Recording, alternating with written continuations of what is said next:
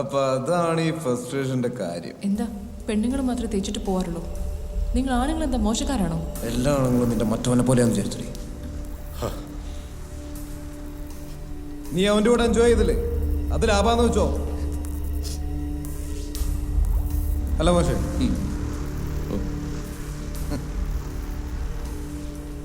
അടുത്ത ആരാ കഥയാ? അടുത്തത് മാഷ് പറ. പക്ഷേ ശില്പേനേക്കാൾ നല്ല കഥ പറഞ്ഞ് മാഷ്ക്ക് ഇവിടുന്ന് ജീവനോടെ രക്ഷപ്പെടാൻ പറ്റുമെന്ന് എനിക്ക് പ്രതീക്ഷയില്ല. എന്നാലും സാരല്ല, പറ, കേക്കട്ടെ.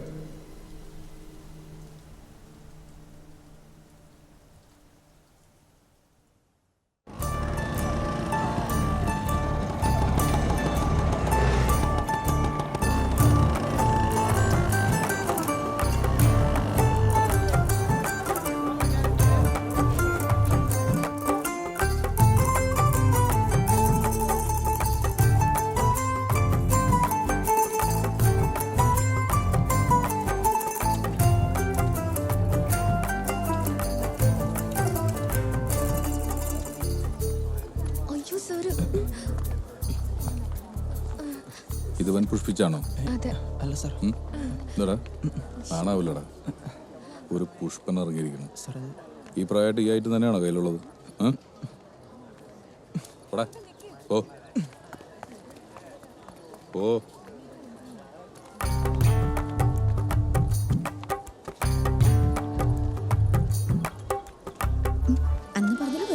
ഞാനങ്ങനെ പറ്റിക്കൂടി. പ്രാവശ്യം നടന്നാൽ മതിയായിരുന്നു. ഉച്ചകളിൽ ഞാൻ കാണിച്ചു തരാൻ നോക്കിക്കോ.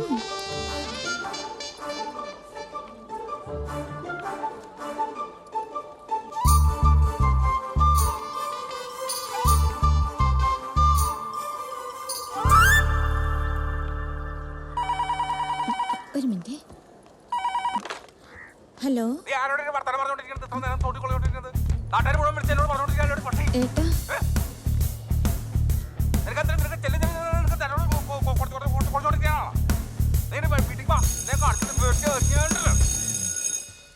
പറയുമ്പോ എല്ലാം പറയണമല്ലോ.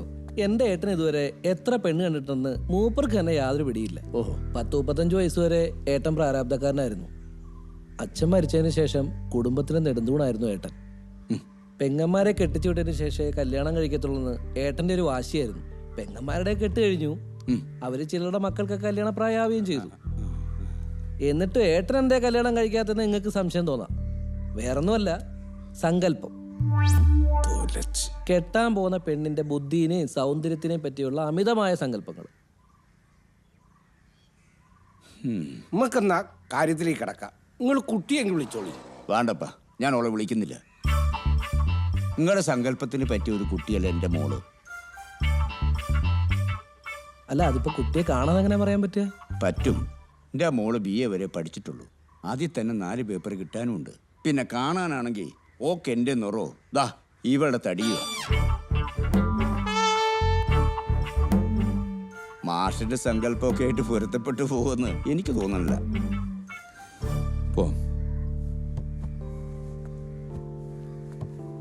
എന്നാ പിന്നെ ഞങ്ങളങ്ങോട്ട്. ശരി എന്നാ. ഏട്ടാ ഏട്ടാ, എനിക്ക് വയസ്സ് 32ആയി. അതെന്റെ കുറ്റാണോ? ഏട്ടൻ കെട്ടിയിട്ട് ഞാൻ കെട്ടത്തുള്ളൊരു പ്രതിജ്ഞ എടുത്തു പോയി. പ്രതിജ്ഞ എടുത്താൽ അത് പാലിക്കണം, അല്ലെങ്കിൽ ആ പണിക്ക് നിൽക്കരുത്. നിങ്ങൾ ഇങ്ങനെ സങ്കല്പം കെട്ടിപ്പിടിച്ചോണ്ടിരുന്ന നിങ്ങളുടെ കല്യാണം ഒരിക്കലും നടക്കാൻ പോകില്ല. എനിക്ക് മനസ്സിനൊത്ത പെണ്ണിനെ കിട്ടിയിട്ടേ ഞാൻ കല്യാണം കഴിക്കൂ, അല്ലാതെ എനിക്ക് പറ്റില്ല. വേറെ എന്തെങ്കിലും വേണോ? കുറച്ച് വിഷം കിട്ടുമോ? 2 വേണോ? എനിക്ക് വേണ്ട, അവന് കൊടുത്താൽ മതി. കുടുംബത്തിന്റെ നെടുന്തൂണാണെന്നൊക്കെ എല്ലായിടത്തും പറയാറുണ്ട് ഞാൻ. ഏട്ടാ,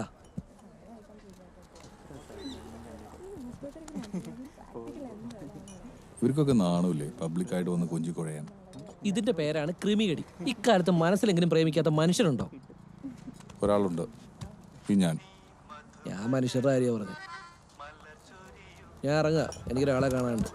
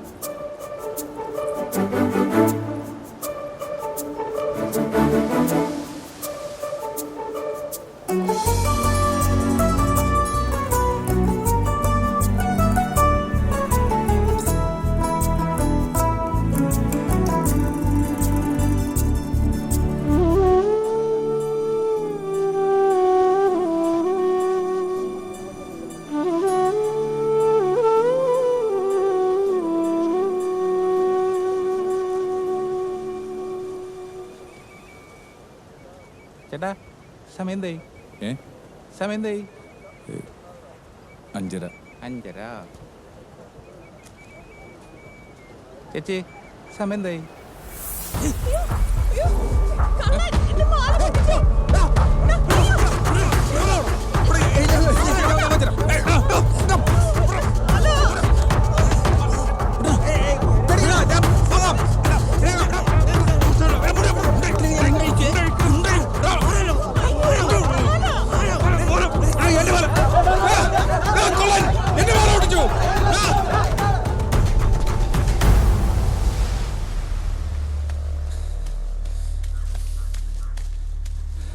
അയാള് പോയി.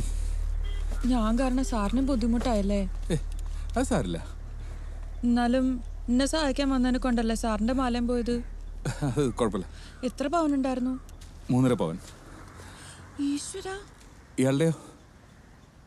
അത് 1 ഗ്രാം തങ്കത്തിൽ പൊതിഞ്ഞ റോൾഡ് ഗോൾഡ് ആയിരുന്നു.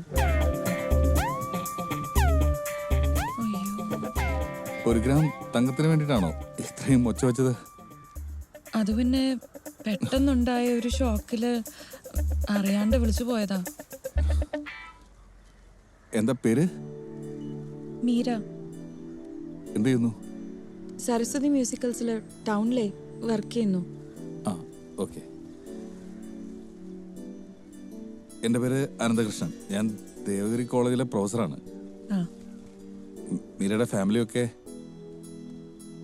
ഫാമിലി എന്ന് പറയാൻ ഞാനും എൻ്റെ കുഞ്ഞും മാത്രമേ ഉള്ളൂ. ഹസ്ബൻഡ് മരിച്ചു. 1.5 വർഷം ഉണ്ടായിരുന്നുള്ളൂ ഞങ്ങൾ ഒരുമിച്ച്. അയ്യോ.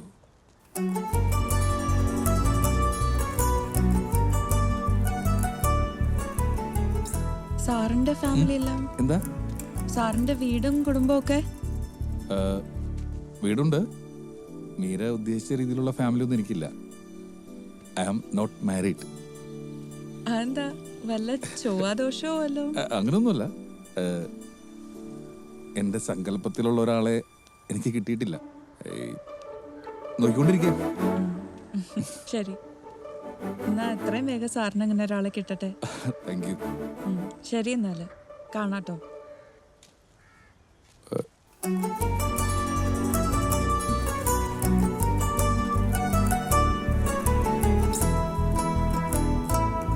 മീര.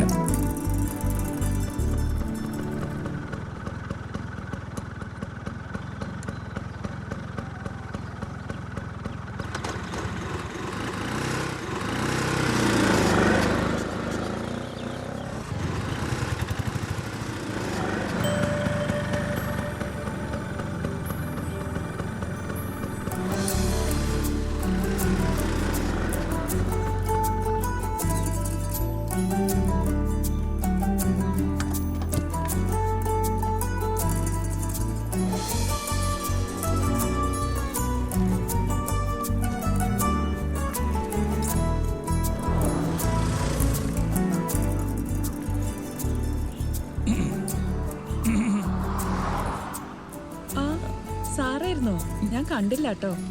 ആ, സുഖാണോ? ആ ഏ, ആ, ഇന്ന് കോളേജിൽ പോയില്ലേ? ആ പോണ വഴിയാ. ഇവിടെ വീട്. ഓ അത് ശരി. ഈ സരസ്വതി മ്യൂസിക്കൽസിലല്ലേ? ഇവിടെ അല്ലേ? ആ അതെ, ടൗണിലെ സരസ്വതി മ്യൂസിക്കൽസ്. ആ അവിടെ. സുഖൽ ഏ? ചോദിച്ചാണല്ലേ? എന്തു പറ്റിയടോ? ഇതുവരെ ബസ് വന്നില്ലേ? ഇല്ലടോ, ഇന്ന് ലേറ്റാന്നാ തോന്നുന്നത്. ഇതാരാ? ഞാൻ ആ, ഇത് ഫ്രണ്ടാ. Hello. I am Celine. Celine. Hi. Hello. എന്നാ കയറിക്കോ, ഞാൻ അങ്ങോട്ട് ഡ്രോപ്പ് ചെയ്യാം. ആ, ശരി എന്നാല്. ആ ഓക്കെ അപ്പം.